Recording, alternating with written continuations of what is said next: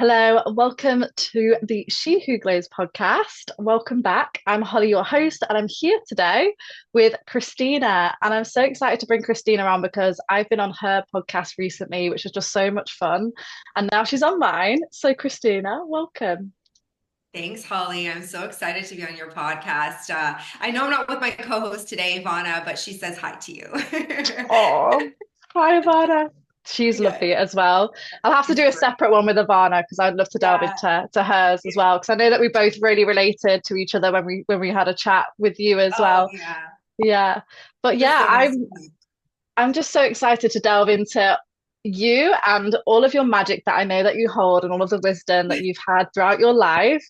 And one thing that I would like to start with is what brought you to this point of you doing this work that you do, or maybe describe the work that you do right now so the audience knows, and then go on to the journey. Yeah, sounds Yeah. great. So I'm a shaman. Basically, I'm someone who does a lot of integrative work when it comes to trauma and inner child healing. And I do a variety of different modalities. I'm also a psychic medium. I definitely do a lot of energetic healing work, but ultimately it is related to helping individuals heal their trauma and integrate that within their experiences.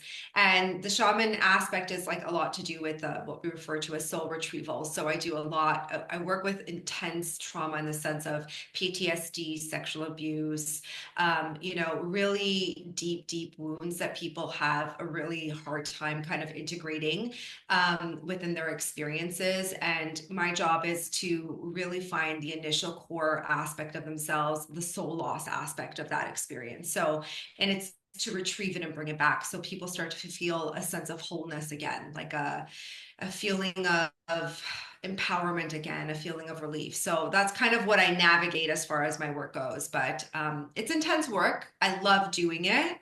Um, it's a lot to kind of navigate through these experiences at time, but because I feel like I have a good context, I've been doing this for like a decade. I've worked with so many individuals. I've helped integrate so much trauma. And I've learned the goods and the bads of how trauma operates leads in life, which is also something that you fundamentally need to understand because when you're working with people's resistance, to change, even though they're like, I'm here and I want to change and I want to heal, they assume that it is all positive. And what they don't register is that you have to navigate through the shadow aspects of things. You have to navigate through those shadow emotions because everybody wants to kind of feel really good, but they don't understand, like, really, when you dive into those other aspects of themselves, it gives them the opportunity to kind of get to a more authentic place, which is what the main goal is. Yeah. Now, as I far mean, as how I got to here, that's a whole other mhm. conversation. Yeah, I was going to say pause there because that all Yes. sounds literally amazing. And I relate so much to the work that you do with what I do with my clients as well. And I do it in all sorts of different ways. And I love that there's so many people now that we are able to connect with, like us, that also have their own spin on things and do things in such different ways. But as Mhm. someone that maybe doesn't understand soul retrieval, which you did explain it a little bit, but Yes. with trauma, could you delve into that a little bit more with traumatic experiences that have happened to you energetically? What happens with that experience? How do you what's that feeling of it not being part of you, and how do you do the soul retrieval and make yourself feel more whole again? Yeah, so when there is a soul loss that occurs in someone's experience, it usually happens at your core fundamental years from when you're like could be in your mom's womb till about 8 years old. And usually it is something that's so traumatic that happens that there is a part of you that like puts that aspect of yourself kind of locked away somewhere, or like literally someone can energetically even take an energetic part of your soul. You can kind of relate to this if I was just to kind of say, like, think about like a really bad breakup and you're like, Mm. I lost a piece of myself, right? And then you think to yourself, I now need to go find myself again. I need to, go on this journey where, I reconnect with myself again. It kind of feels like that in the sense, but a little bit more intense because with trauma, obviously, there's depression, there's grief, there's so many other fundamental aspects where you really do feel like you're never going to feel whole. You're never going to feel fixed. You're never going to feel okay. You're never going to feel like you're going to be as happy as the people that are around you. There always feels like there's like this emptiness, like this void of something within you. And so my job as a shaman, I mean, this is an ancient shamanic process, right? And so usually there's a whole, ceremony that kind of works with this process, but it's been modernized now with certain individuals who can do soul retrieval, where I can actually go through that journey and find that missing aspect of you. And that looks like a meditative process, a visionary process. And I go in and I use my intuitive abilities to be able to retrieve these parts of you. So I can actually fundamentally see the core wound of that loss, where it comes from, and what happened to you at that moment.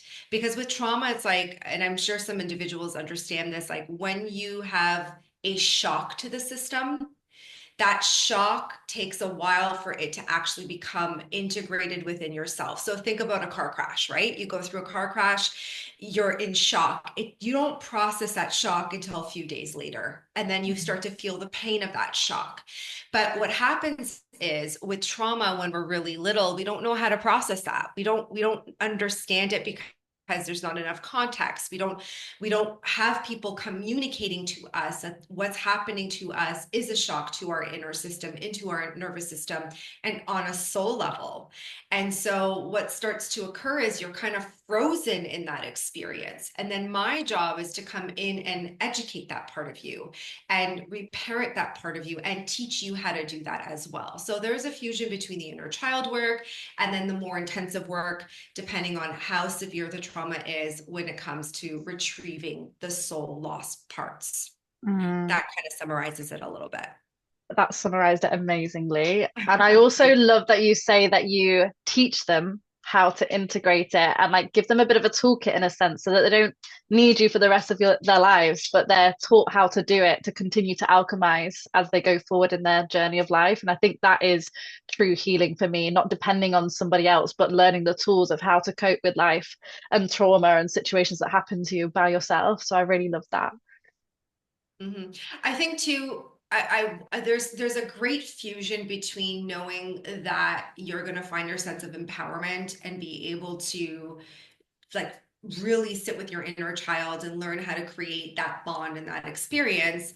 And then also knowing when you need the support and knowing when you need the help, because there are layers that you may not be able to navigate at all by yourself. And you're going to need a shadow healer or a person who does soul retrieval or does inner child work to navigate that journey for you, so that when you hit that layer, because it's all about layers, right? And so you may be working through one contrast for some time, and then shifting that energy of that awareness and then being able to want to hit another layer but not be able to access it, not know how to open that door for yourself.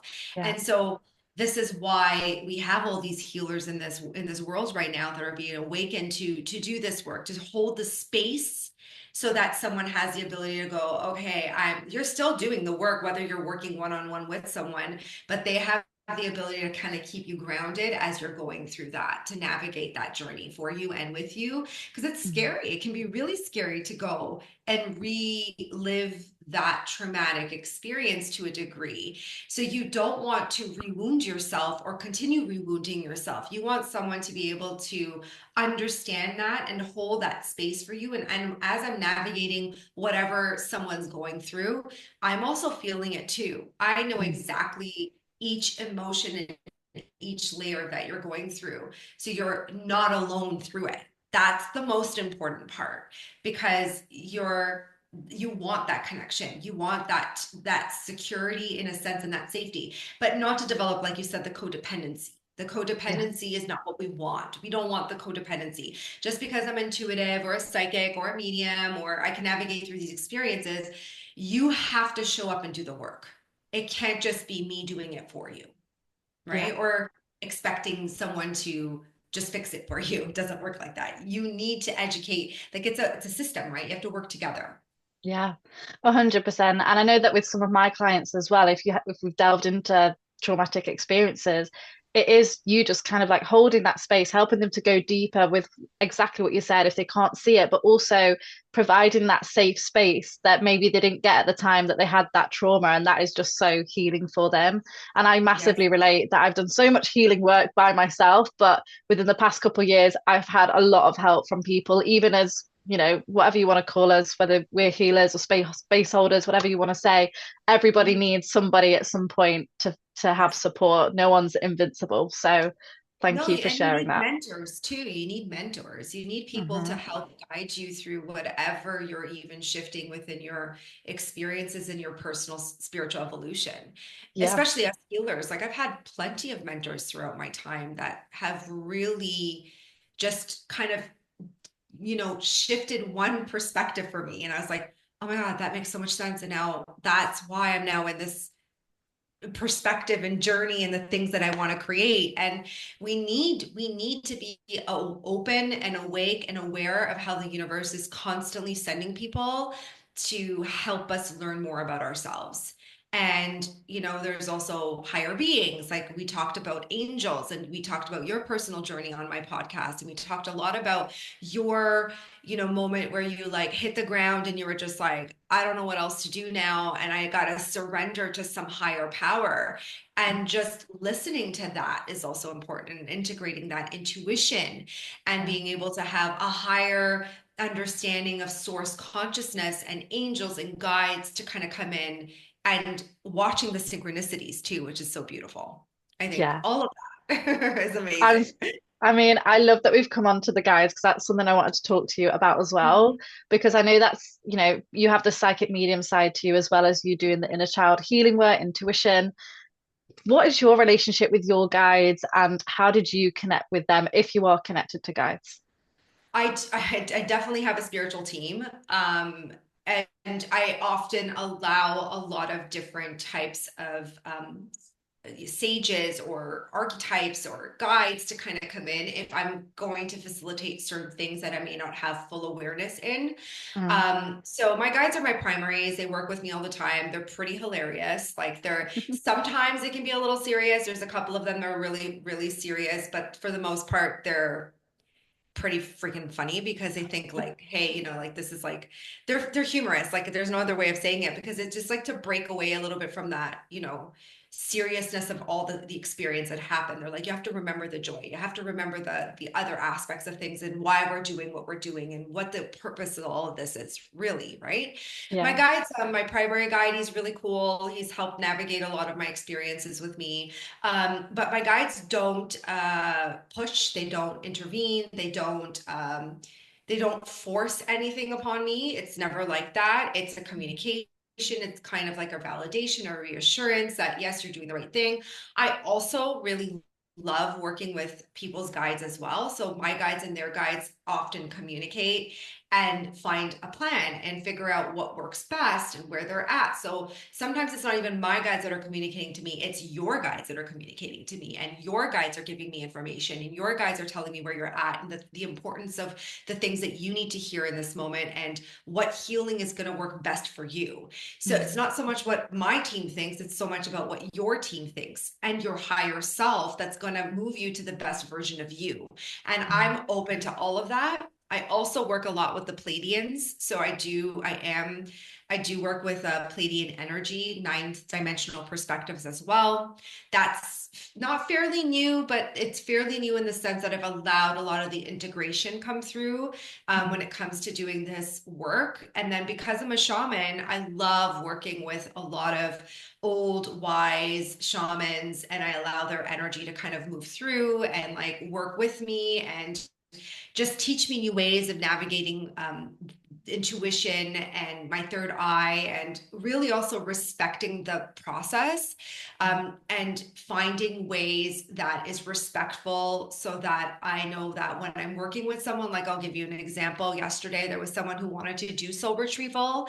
And when they came into that, they had the objective, right? Yeah. You could assume you have the objective of what you think you want to get when you walk into a Yes. session.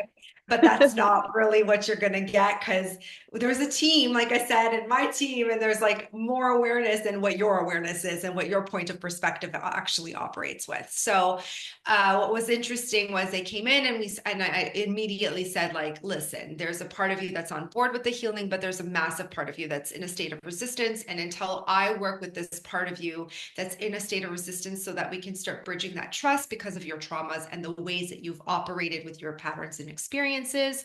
Only until we've done this can then I navigate through. Because think about this, like, I don't want to navigate through your resistance. Like, Mm-mm. that's going to be so exhausting and draining on me. And I'm human, right? And your own guides can't get through to you. And they're spiritual beings. How am I going to navigate through your resistance if you can't even allow me to see that aspect of yourself, right? So that's kind of like a lot of the inner child work, but we'll start with that and work through why you have the state of resistance. And then they'll come in more with more of that knowledge and understanding and help me navigate whatever soul loss I need to do. So Yeah. I love working with guides. I need to work with my guides. Like it's not, I don't want to be ignorant. I don't want to act like I'm a know-it-all. I don't want to act like I'm the one who's doing this because it's really not. I'm just a messenger. I'm just a conduit of energy. And I do not have all the answers, right? And so someone asked me recently, like, what does it feel like working with the Pleiades? And I was like, I'm still learning. I have no idea. Last October, I always do workshops and events and all that kind of stuff, but I always had like a bit of a resistance to doing like live mediumship or talking to spirit guides and that for individuals, because I thought it was so performative. Like I thought it was Mm. something I had to really like put on and act. And I was like, no offense to Teresa Caputo, but I was like, I don't want to be like that. I don't want to be like this person that goes on and like talking to everybody's like deceased loved ones. That wasn't what my main objective was. But Yeah. the Pleiades showed up and I had done like a 50-person event. And I was like, okay, I'm going to really do this. I'm going to really see if I can navigate this. I'm so nervous. And just like, you're on. And like the energy came through and I was just like, what is this? This feels so different. And it was just like fluid and fun. And like I gave everybody in the room a reading and it was like so powerful, so amazing. It just felt, and I walked out of there feeling like recharged, Yes. right? And I was like, that's how it should feel. Yes. That's absolutely how it should feel. And I love that you've said that as well, that like sometimes something just comes over you and you're like, I don't know what just happened, but it all just came out. Because I have so many of those moments when I'm in front of Yeah. people and I'm like, I can't shut up and I don't even know what's coming out of me right now, but like it's just happening. And it's like Right. something's channeling through you and it energizes you after. And that's when you know you've connected in that way. So when was the first moment for you that you connected with your guides, if you can remember, or whether you've always been connected to them? So I've always been connected with them to them. I've been seeing spirit and connecting with consciousness, I guess, since I was really little. Like I think Mm. I can remember as far back as like 2.5, 3 years old at times where like I would see like energies and stuff. And all children can because the veil is so thin. But I understood that there was something different.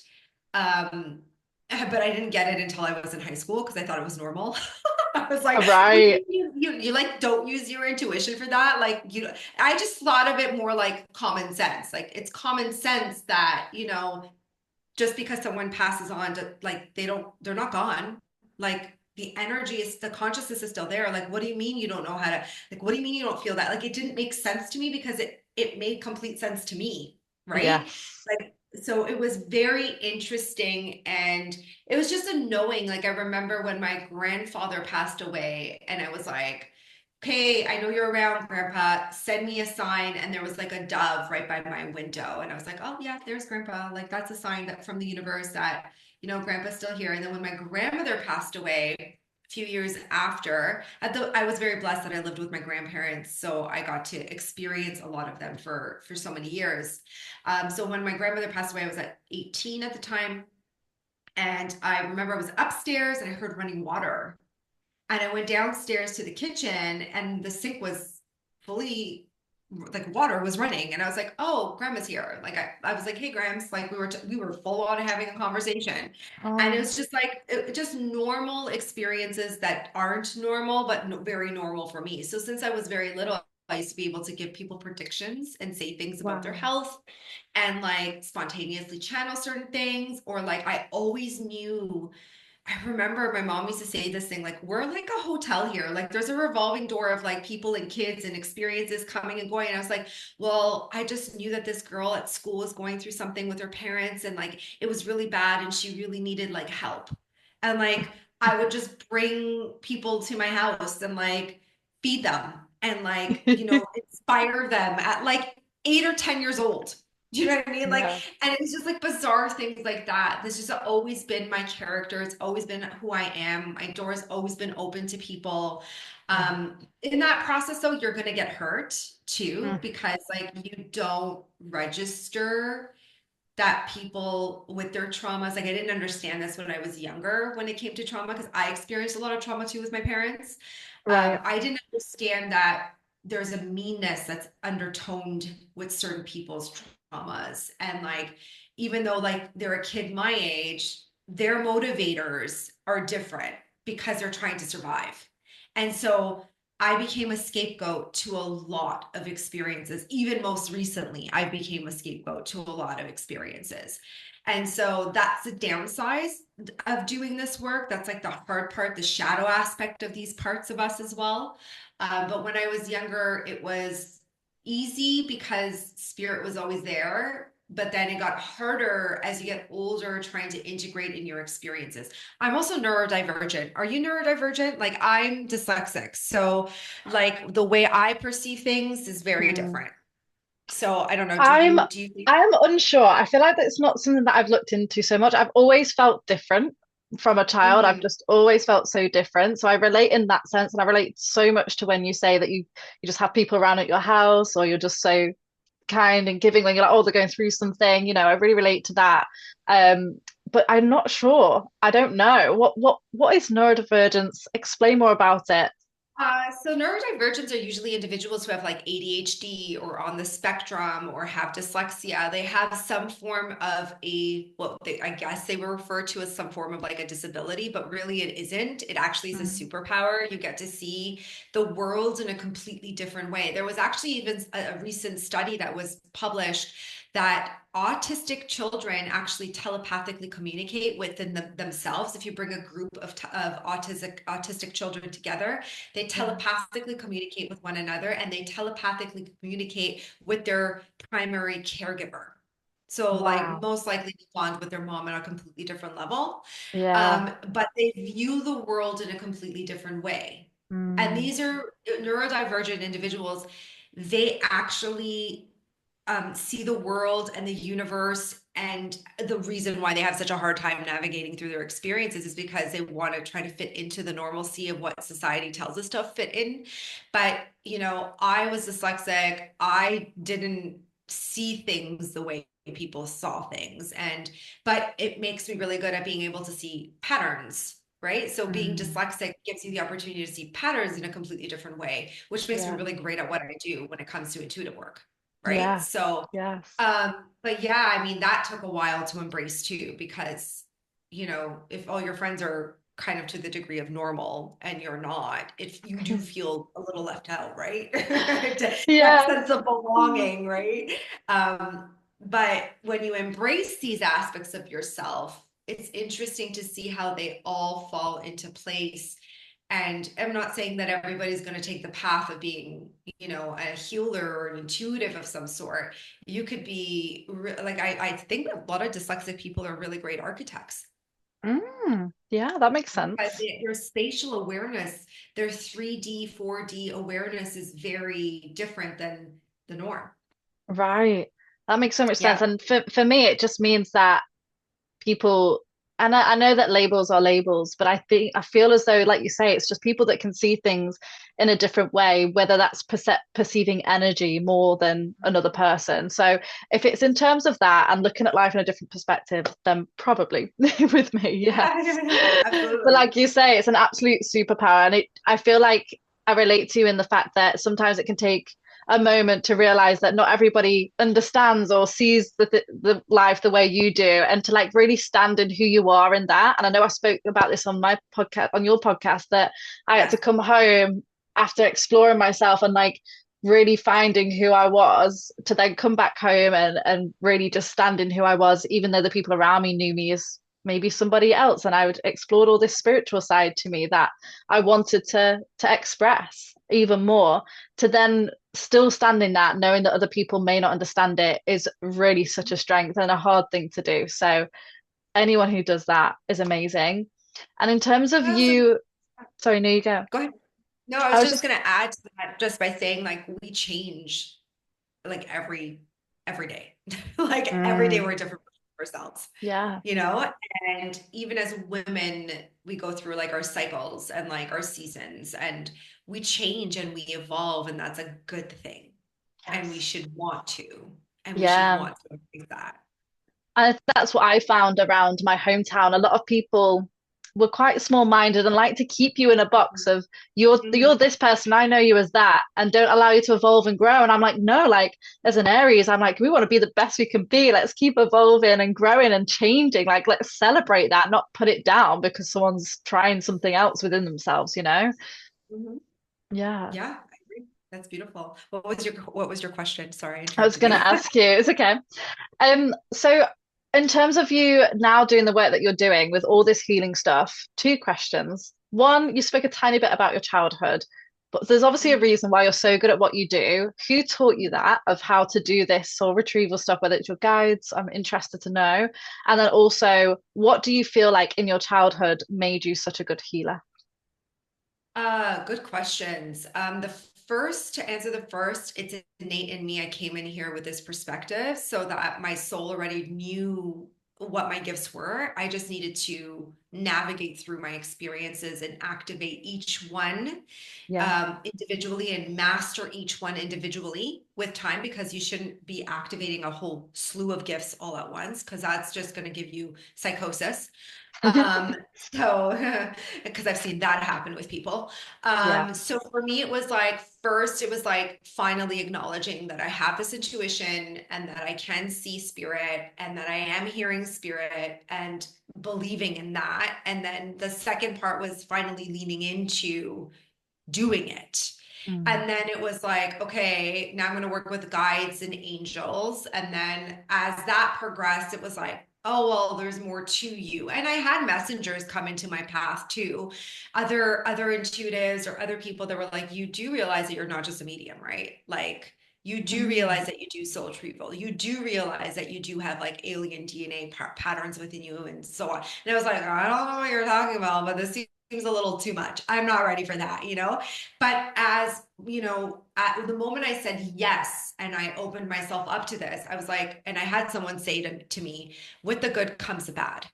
Right. And I was like, I don't know what this means, but I'm going to lean into this process to understand what that meant. And it really just meant like, as you're navigating and awakening your gifts and you're learning to embrace more of who you are authentically, you're going to also get a lot of rejection. You're also going to get a lot of bad that comes with that too. It's not going to be rainbows and butterflies and sunshine and what everyone's perception of like these awakening processes are. You're going to go through a lot of dark night of the soul. You're going to have a lot of other things that are going to come up and you're going to face things that are going to really bring up so much deep grief that you're going to have to navigate through. And then when you do that, the universe is like, okay, now you're ready for the next thing. Because Yeah.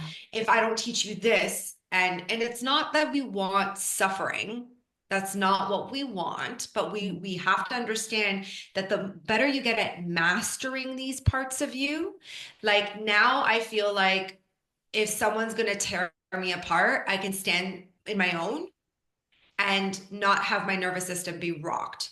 10 Mm. years ago, someone doing that to me, destroy me, right?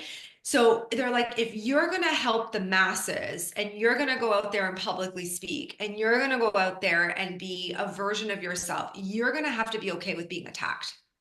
You're Yeah. going to have to be okay with people's demons showing up because they do not want you to awaken the people around them. They do not want that. Yeah. So you're going to go through many tests throughout this process of your awakening. And that's the integrative work within yourself, what you're going to navigate yourself as far as your human process goes. And in that, you're going to lose a lot of people. You're going to lose a lot of people, people who said that they loved you and that they would never abandon you. And let me tell you, they do. And you're Mm. still in a leadership role. As you're moving into that role more and more, you're going to see, you're going to have to stand, you're going to have to learn how to stand alone.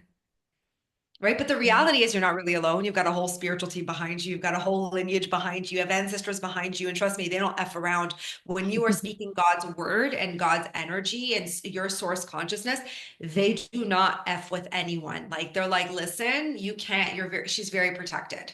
Right. And Yes. it's that false sense of protection that we're always seeking. Now, going into my childhood, I was molested as a child by a family friend. And I went through severe trauma with my mom. My father was also an addict, a gambler. So we had many struggles financially. My mom went through a lot. She was very young when she got married. She had me at like 21, didn't know any different. My dad wasn't a doer. My parents are at their core good people. Like I have to say, at their core, they're good people. They're also byproducts of trauma too.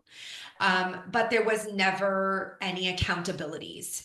And Mm. so I suffered a lot having very intuitive gifts and having gone through so many things like this type of abuse. So I know what it feels like to navigate through that type of abuse. And I know what Yeah. it feels like to navigate through being with addicts. And I know what what it feels like. So I had to go through those experiences myself and have a point of reference.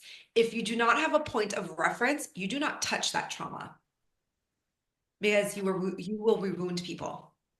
Right. And what do you mean if you don't have the point of reference? What reference? You need to be able to relate. Okay, got you. Right? Hmm. But it's more than just relating. It's like you know what that trauma and how it leads in people's lives and experiences, and you need to be able to tell them and make them aware while you're navigating through. You have to be the safety for them, Yeah.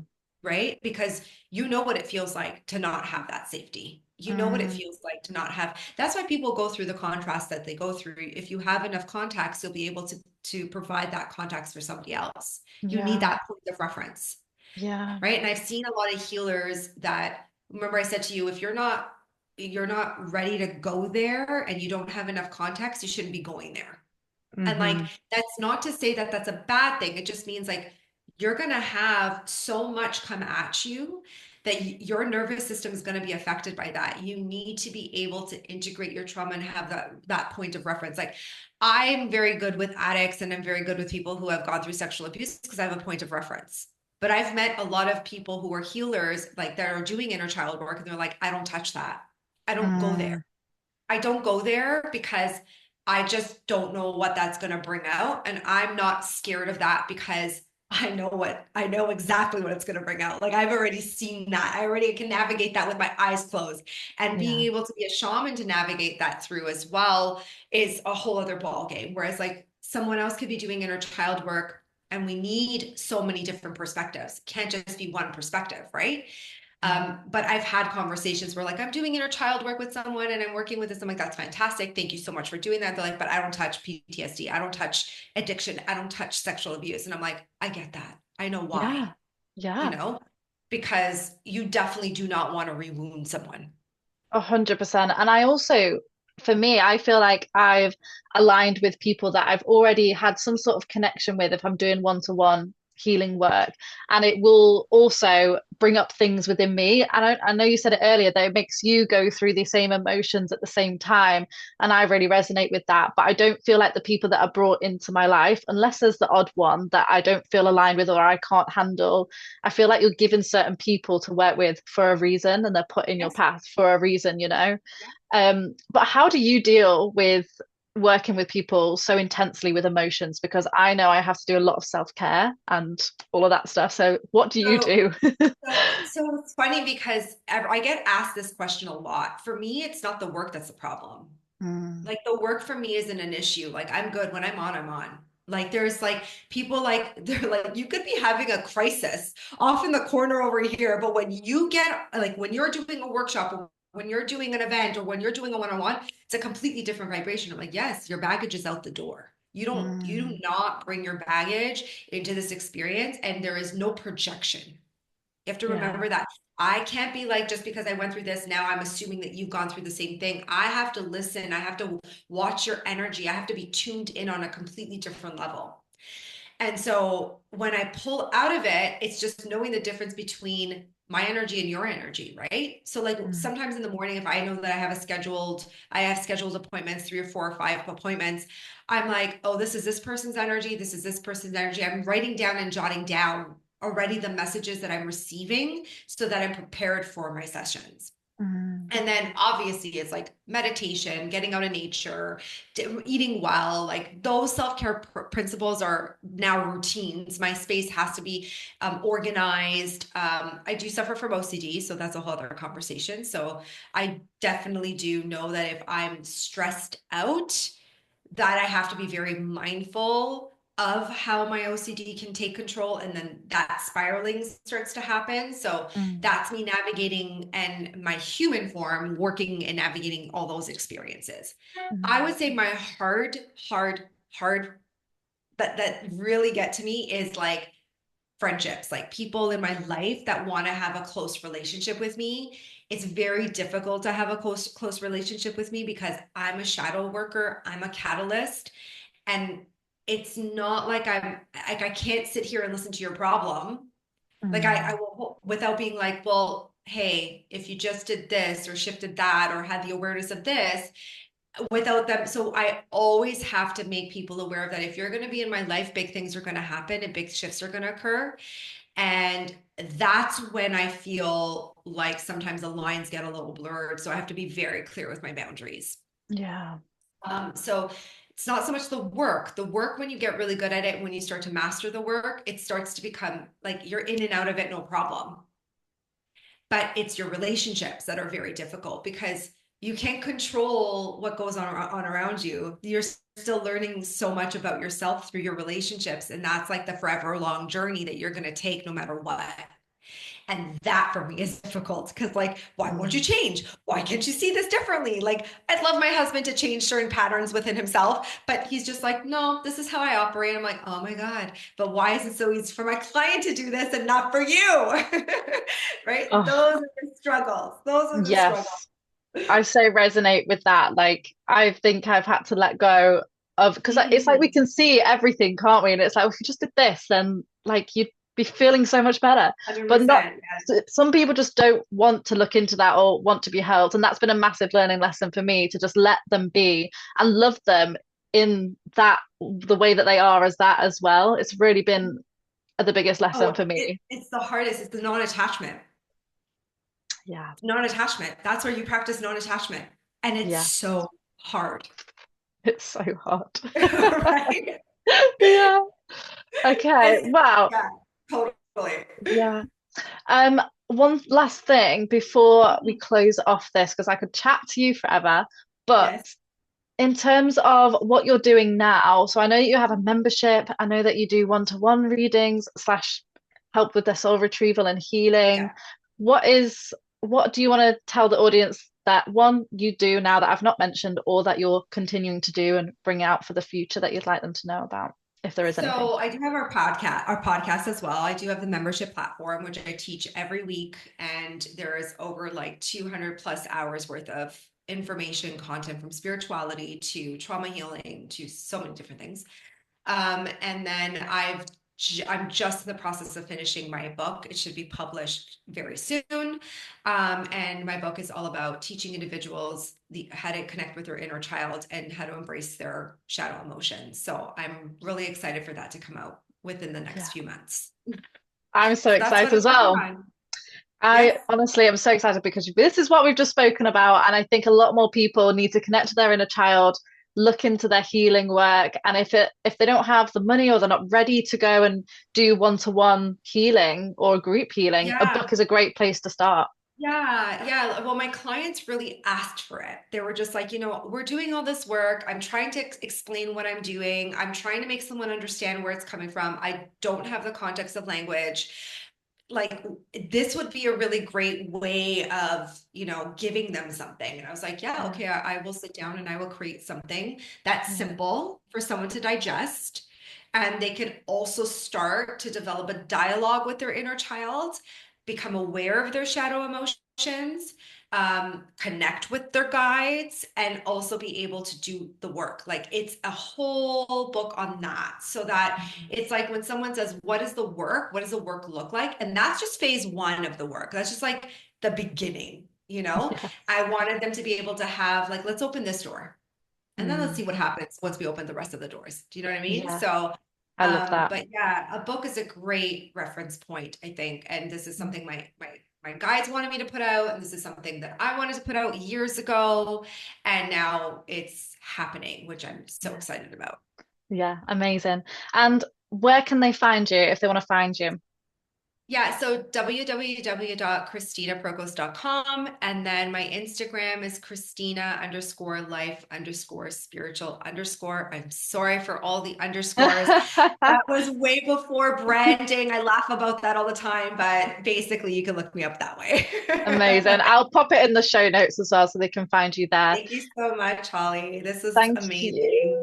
This is just, I'm just happy that we've just made such a great connection. All my Me beautiful too. gay people, you guys are awesome. I love, love, love everyone's energy and your energy. And I cannot wait to see all the amazing things that you're going to be doing. I'm so excited. Like, I am so That's so excited when I read sweet. your energy. When I read your energy, I'm like, my God, I wish I was, and I knew, and I'm moving, but yeah, it's going to be fantastic. I'm so excited for you. Thank you. And I can't wait to hopefully meet you in person one day, all the way out in Canada, isn't it, right? Yes, you're more than welcome to come by anytime. I would love to. But yeah, it's been an absolute pleasure. I'm so grateful that you decided to come on and do this with me. Thank you for sharing all your wisdom and your beauty with us today. This is the She Who Glows podcast, and we'll be back again soon in the next 2 weeks. So thank you so much for listening in. Thanks, Christina. Thank you. Thank you.